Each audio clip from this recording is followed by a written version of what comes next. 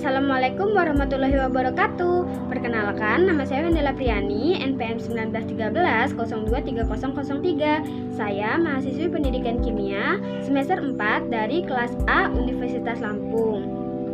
Nah, pada video kali ini saya akan menjelaskan materi pertemuan 1 pada modul lesia kita, yaitu materi tentang teori asam basa menurut Arrhenius.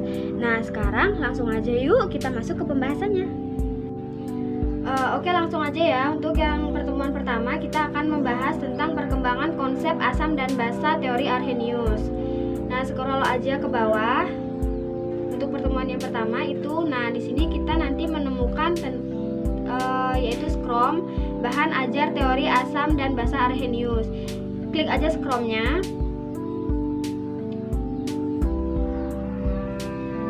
Kemudian kita enter skromnya. Dulu. Nah, ini sedang proses.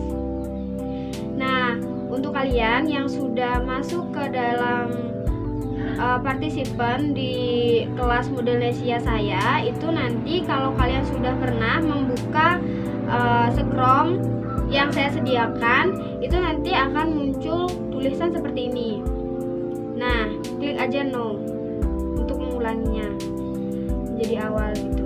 Nah, langsung aja saya akan menjelaskan isi materinya. Kita klik tanda panah ini. Nah, di sini ada teori asam dan basa Arrhenius. Pada tahun 1777, Anthony Laurent Lavoisier mengemukakan bahwa asam mengandung unsur oksigen. Unsur tersebut yang dianggap bertanggung jawab atas sifat-sifat asam. Namun, pada tahun 1810 Davy itu mengemukakan bahwa hidrogen klorida atau HCl itu tidak mengandung unsur oksigen. Davy kemudian menyimpulkan bahwa unsur hidrogenlah dan bukan unsur oksigen yang merupakan unsur dasar dari setiap asam. Nah, kemudian pada tahun 1814 itu Joseph Louis Gay-Lussac itu menyimpulkan bahwa asam adalah zat yang dapat menetralkan alkali, dan kedua golongan senyawa itu hanya dapat didefinisikan dalam kaitan satu dengan yang lain. Nah, konsep yang cukup memuaskan tentang asam dan basa dan yang tetap diterima hingga sekarang itu dikemukakan oleh Seventy August Arrhenius pada tahun 1884. Oke, lanjut ke pengertian asam menurut Arrhenius. Klik informasi ini.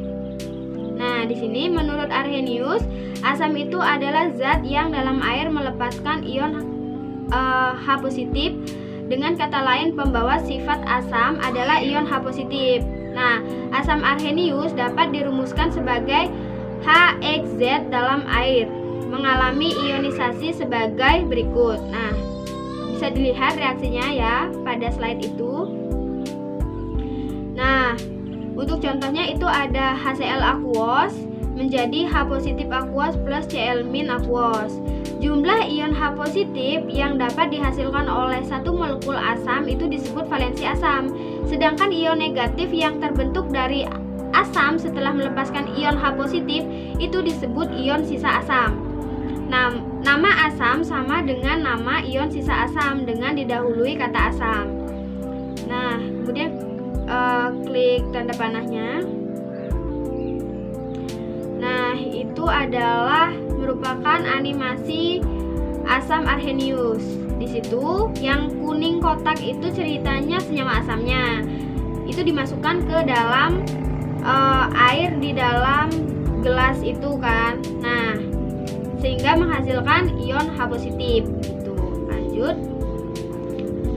Tabel 1 ini ada beberapa contoh asam dan reaksi ionisasinya. Klik untuk melihat contohnya. Nah, itu contohnya bisa kalian baca sendiri.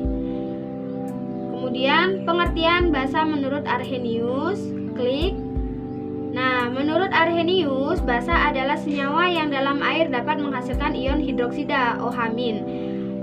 Jadi pembawa sifat basa itu adalah ion OH-. Basa Arrhenius merupakan hidroksida logam, dapat dirumuskan sebagai M dalam kurung OHX dan dalam air mengion sebagai berikut. M dalam kurung kurung OH, X aqueous menjadi M pangkat X positif aqueous plus X OH min aqueous.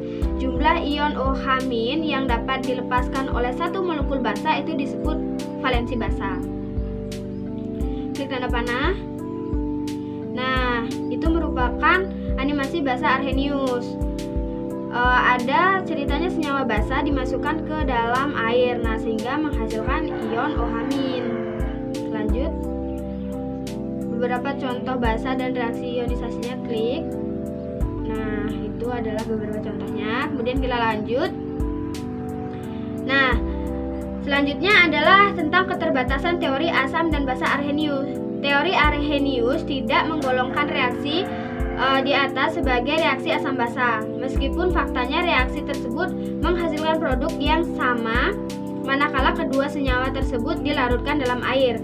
Secara singkat, dapat dikatakan bahwa keterbatasan teori Arrhenius adalah bahwa reaksi asam basa hanyalah sebatas pada larutan berair, aqueous, dan asam basa adalah zat yang hanya menghasilkan H positif dan OH min.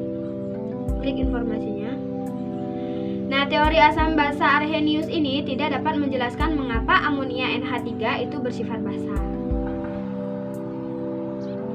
Oke, nah itu tadi penjelasan tentang materi pertemuan 1 teori asam basa menurut Arrhenius. Nah, untuk kuisnya saya akan ajarkan caranya.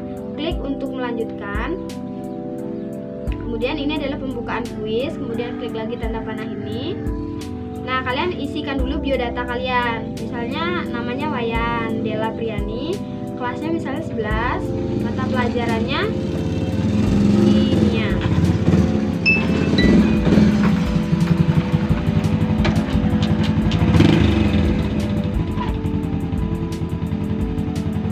Pematerinya misalnya Wayan.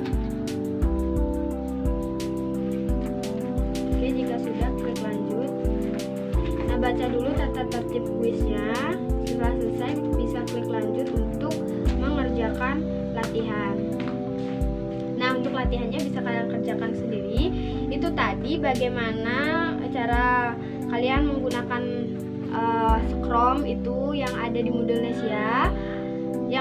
Nesia kita, dan sedikit penjelasan tentang teori asam basa menurut Arrhenius. Kalian bisa cari-cari lagi materinya sendiri dari buku-buku lain atau internet.